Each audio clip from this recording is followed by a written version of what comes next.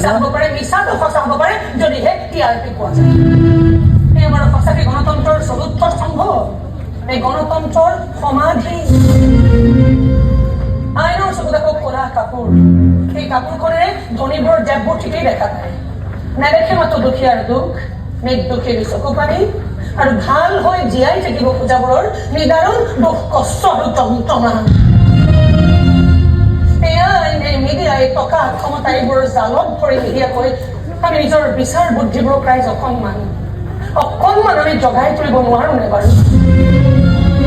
নিজৰ বিচাৰ বিবেচনাৰে চিন্তা কৰি এখন সঁচা মানুহৰ শুদ্ধ সমাজ আমি গঢ়িব নোৱাৰো নে ৰাইজ? সততাৰ দাম আছে, প্ৰতিভাৰ সন্মান আছে আৰু মূল্যবোধৰ মূল্য আছে। আমি নোৱাৰি ৰাইজ তেনেকুৱা এখন সমাজ গঢ়িব। খুব শিক্ষালৈকে দেখিলো আমি তেনেকুৱা এখন সমাজতে বসবাস কৰি আছিলো, য'ত সৰল মনেৰে জ্ঞানৰ মাজেদি আমি প্ৰগতিৰ ফালে আগবাঢ়ি গৈছিলো।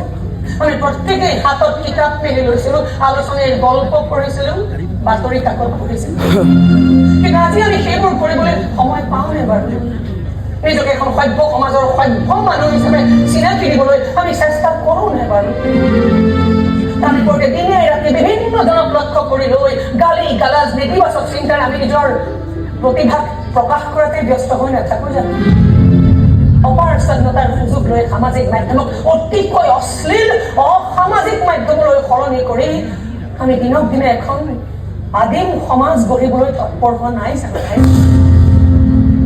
সাৱধান হোৱাৰ সময় হ'ল ৰাইজ, সচেতন হোৱাৰ সময় হ'ল।